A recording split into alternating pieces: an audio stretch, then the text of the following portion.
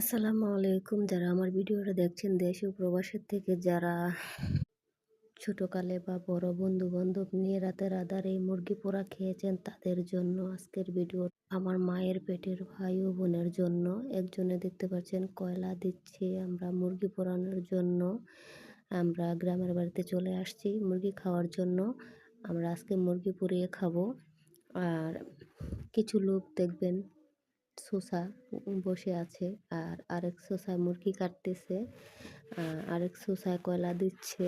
তো যাক, আমরা সবাই এখানে সোসা যত রাতের রাতারে চুরি করে আমরা মুরগি পুড়ে খাচ্ছি। আসলে আমরা এখানে 4.5 কেজি মুরগা নিয়ে আসছি। আমরা আজকে পুড়িয়ে খাবো, সবাই বাড়িতে আসছি। আরেকজন এখানে মশলা মিক্স করতেছে।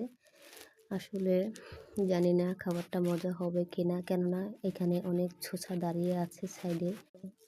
যারা খেয়েছেন তারাই অনুভব করতে পারবেন আসলে খাবারটা কেমন সুস্বাদু হয়। তবে জানি না মজা হবে কি না। আসলে কম করে তাকালে ভালো হয়, কেননা আমি একটা ছোচা, আমি সবার থেকে বড় ছোচা। কেননা এদিকে মুরগি পোড়ানোর জন্য রেডি হয়ে গেছে, কখন তারা খাবে অপেক্ষা করতেছে। আর এখানে